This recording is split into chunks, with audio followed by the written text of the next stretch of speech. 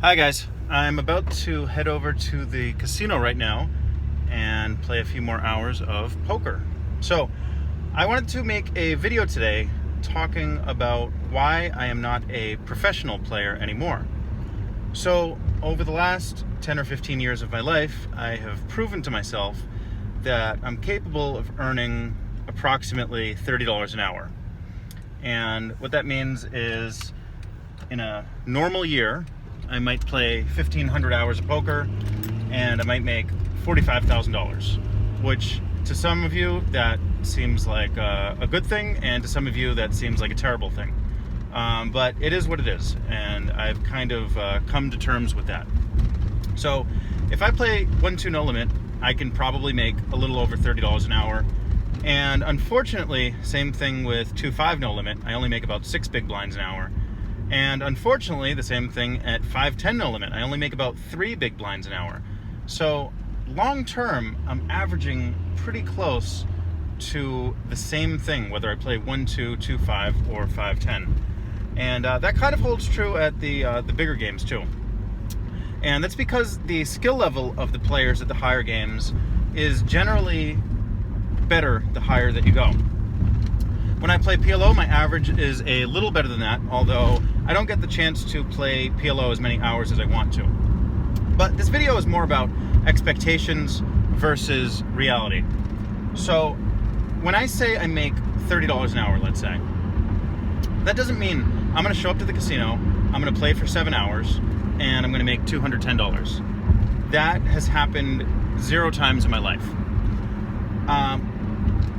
Reality is I show up to the casino and I'm playing 1-2 and I'm playing great and I make $800 in the course of 7 hours. Or I show up and the 1-2 game is very dead, I decide to go to 2-5 and I lose $1,300 in 7 hours.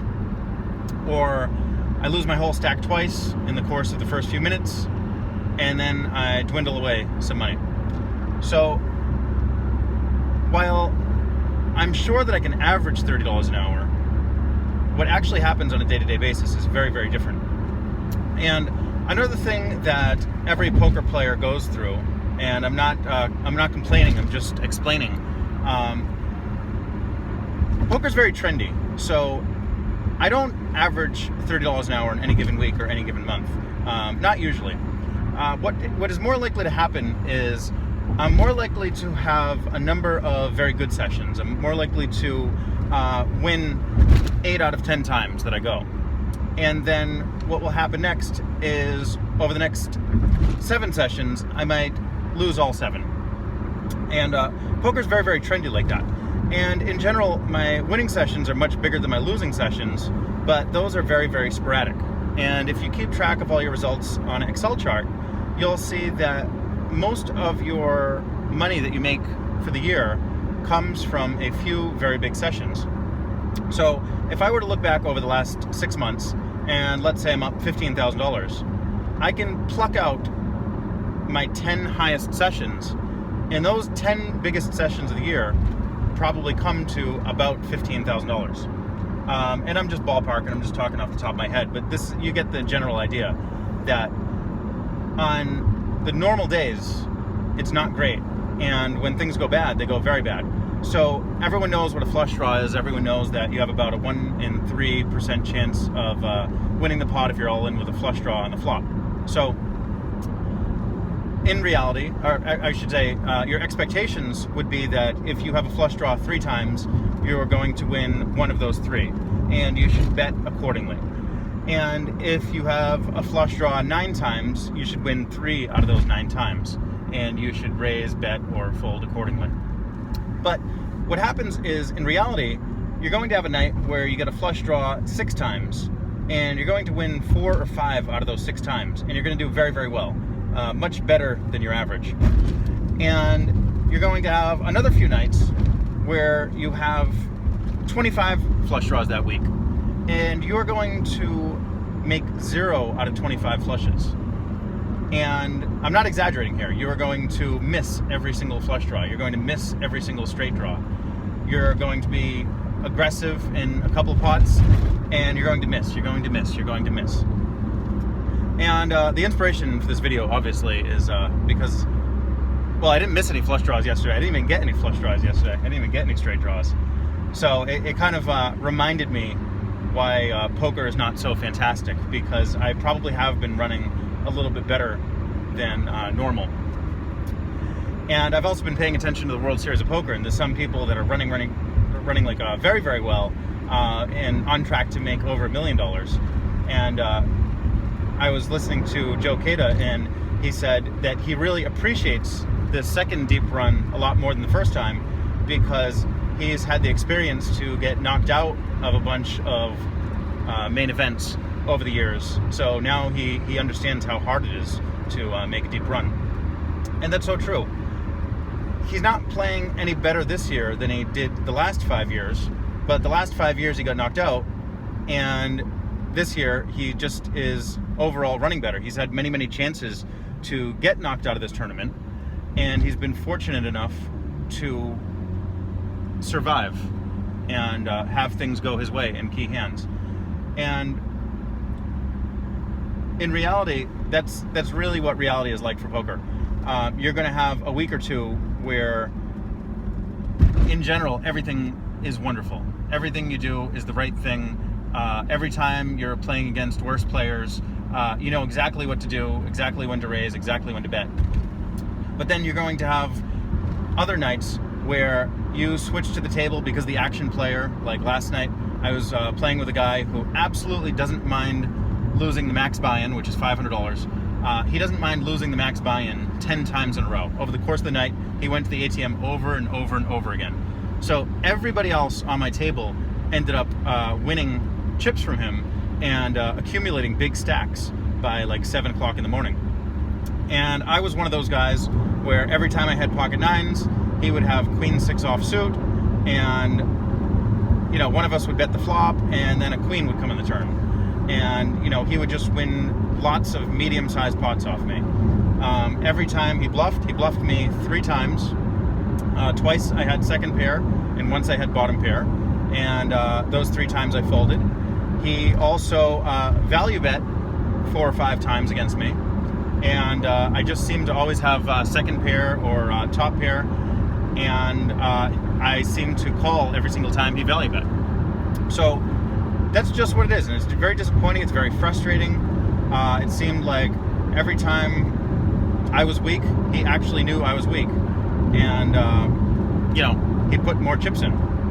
But in reality, he doesn't claim to be a professional poker player. He doesn't even claim to be a good poker player. He just claims to be a guy that likes to show up and gamble, and we all know that he likes to lose lots and lots of money at the table. And I've played with him dozens of times, and I've won lots and lots of pots from him. But poker is definitely streaky, and I am inevitably, and everyone is inevitably going to go through periods like this where, you know, every time you have pocket nines, he has queen 6, he's going to catch the queen. Every time you have ace 2 of hearts, instead of getting a flush draw, you're going to catch like the 2, and that's the one he's going to decide to bluff $200 on the turn. And you're sitting there with like bottom pair trying to make a decision whether or not you should call. So I think it takes a very tough personality to play poker for a living, because overall I am 100% sure that I can make $30 an hour on average playing poker. But what happens is poker really, really sucks when you're losing sleep, you're playing till 8 o'clock in the morning, you're losing way more money than you expected to lose, and it's just like, oh my God, I'm missing time with my daughter, I'm missing out on sleep, I'm missing out on other things in life. So I think poker is much, much more effective if used as a second thing in life. If it's your most important thing in life, when you go through these inevitable downswings, it's just going to be brutal. But if your main thing in life is like Ferre owning the restaurant, and his restaurant is very successful, so he can go through the inevitable downswings in poker without too much negative impact on his overall life. If you're a professional skier and you just decide to play poker a couple times a week, then skiing is your main thing, and how you do skiing is what really makes you happy, and your results on the poker table don't affect you too much. So that's kind of my attitude towards poker now, or what I'm trying to go for with poker now, is I'm trying to make poker a very, very profitable hobby. And I've played 5-10 no limit, and I've played 2-5 no limit, but I'm not taking the game so seriously that it has a huge impact on my life. It doesn't matter to me as much as it did before.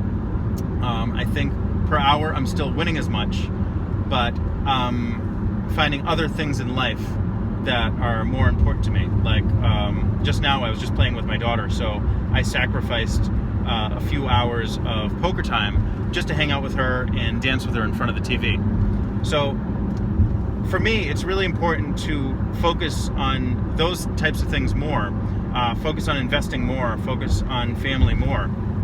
And I think it helps me cope with the downswings, the inevitable downswings of poker, and kind of focus more on the long term, that poker is a very, very profitable hobby that I can probably make tens of thousands of dollars per year. But I also understand I'm probably not the type of person that's ever going to make $1 million a year or have a $200,000 tournament win, because I just don't put myself in those situations to play a lot of tournaments, because I know I'll be disappointed when I get knocked out, and I know I won't be able to handle those inevitable downswings if I play 20 tournaments with a $1,000 buy-in. There's going to be times when I lose 18 times in a row, 19 times in a row.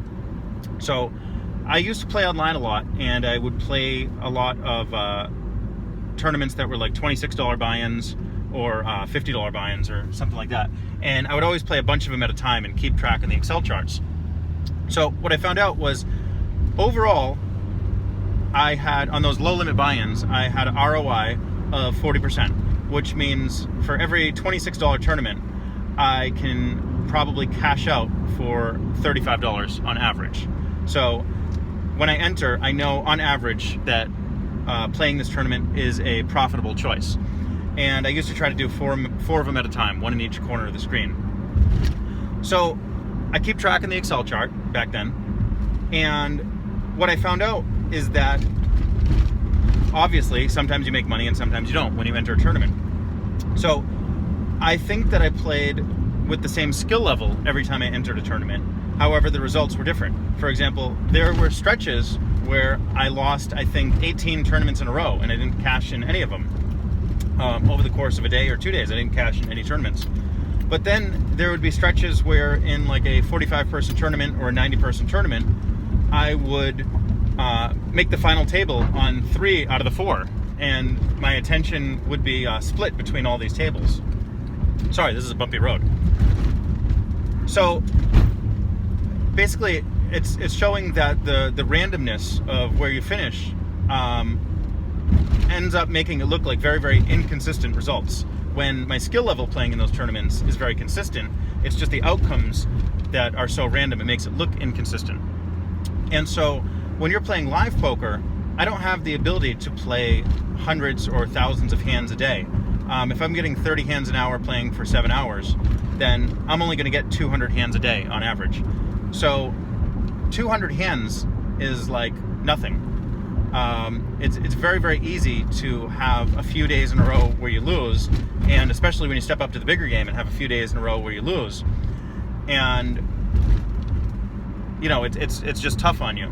So my mentality is to think longer term and to know that overall I'm going to win, because I am 100% sure I'm going to win in the long term.